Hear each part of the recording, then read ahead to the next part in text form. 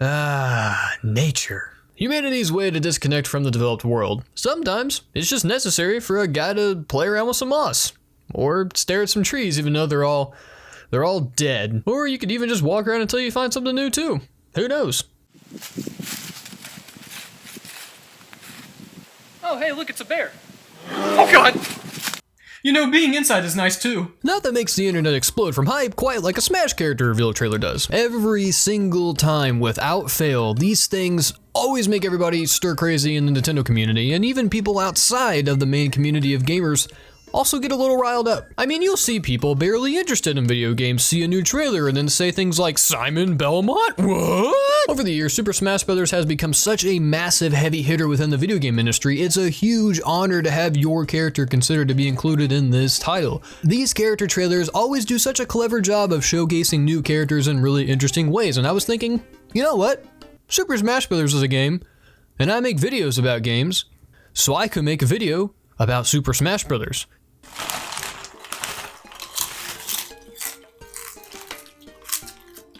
So if you got like 8-ish or 10-ish minutes to spare, I'd like to sit back with you and show you some of my favorite Super Smash Bros. Character reveal trailers. A lot of these are pretty good. I'm not gonna lie. God, barbecue chips are amazing. So kicking things off right at the start is Solid Ekans.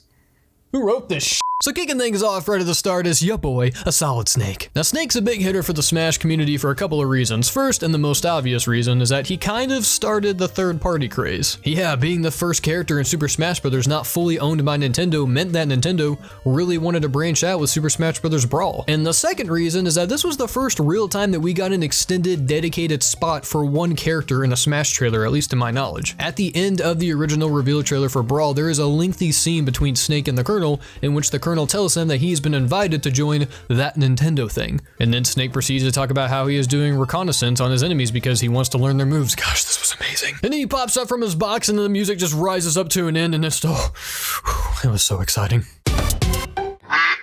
Next up is the only blue character in Super Smash Bros. That matters. Come on!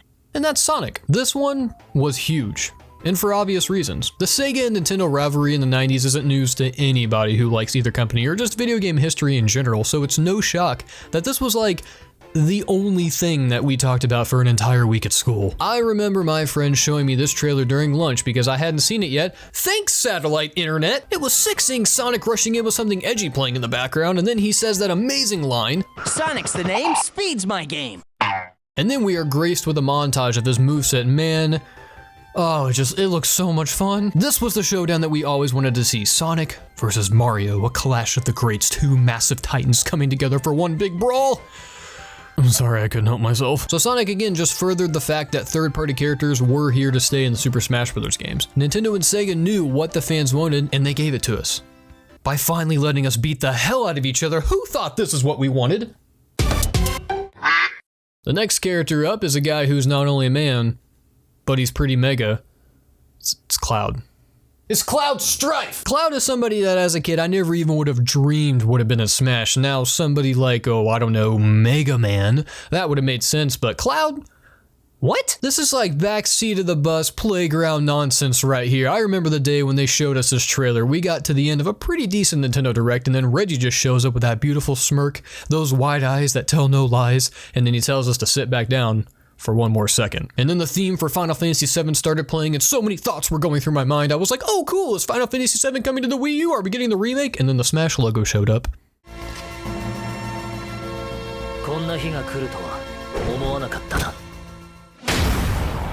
Oh man, he looks so cool! They started showing off his moveset and how they were bringing in the summons from Midgar, and then they showed how he uses his limit breaks in the game, and Cloud being in Super Smash Bros. Is important for one major reason. And that's that it just opened up the door for pretty much any video game character. Cloud really has like no ties to Nintendo aside from being in Kingdom Hearts Chain of Memories on the Game Boy Advance, and I'm not even sure if anybody played that version of it. So that tells me that Sakurai recognizes other characters outside of Nintendo games who are important to the history of video games.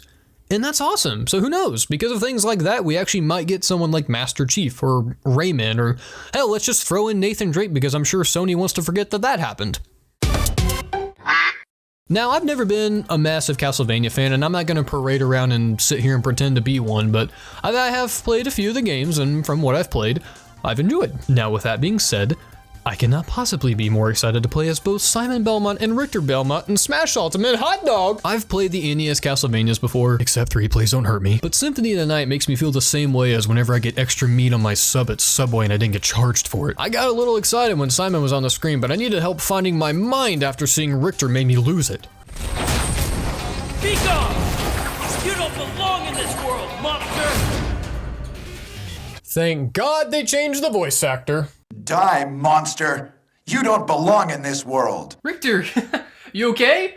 You need something for your throat? Now onto the trailer itself. It opens with this like mysterious hooded figure walking around this castle, and then it cuts to Luigi fighting off some supernatural baddies while at the same time foreshadowing Luigi's Mansion 3, which is pretty sick. And then you see that whip appear and smack the Grim Reaper in the face, and woo!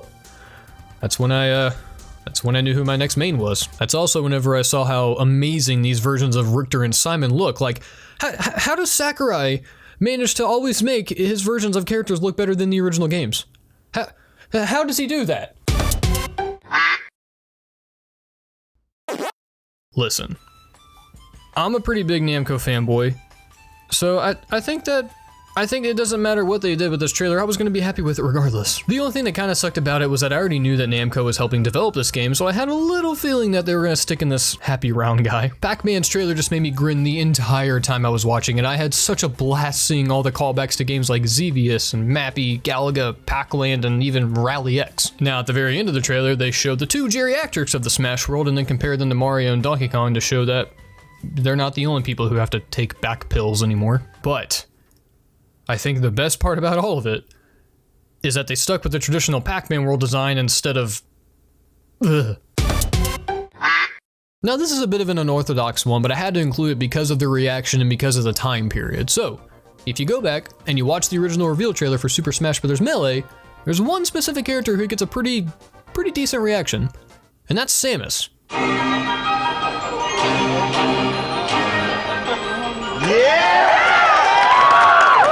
The reason I wanted to mention this was because this wasn't a new character. This was a reveal of a returning character.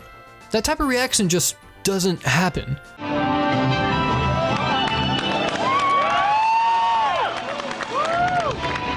And it's kind of cool. Now you see, this was during a time when fans were incredibly hungry for Metroid games. The last game that had come out was Super Metroid, which was like 7 or 8 years prior. And the franchise was completely silent aside from her inclusion in the original Super Smash Bros. So the sheer purity of this reaction is what I love so much about it. Because you got to see all these Metroid fans just pour out their love for this character because they just wanted a game so badly in the franchise and they were just so excited that Nintendo didn't forget about her. Nintendo's pretty good about making people think they forgot about a franchise. Oh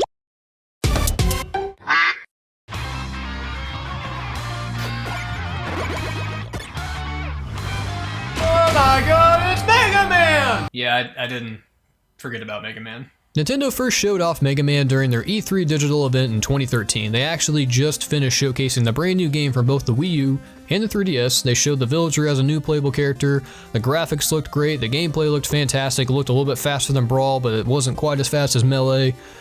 And then they ended the trailer off with a little bit of that. Yeah, you know, I don't think there's too much I can say about this that probably wouldn't be better conveyed by the Smash Invitational announcer, so I'm just gonna go ahead and show you a clip of that real quick. Okay. Megaman! The super fighting robot! Oh, wait! Oh, he got one! Super fighting robot! Megaman! So that was my list of character reveal trailers that I personally liked the most. I hope that you all enjoyed this and, you know, make sure that you tune in next week. No, that's okay. I don't ever have to leave here. It's not like I haven't eaten dinner yet or anything.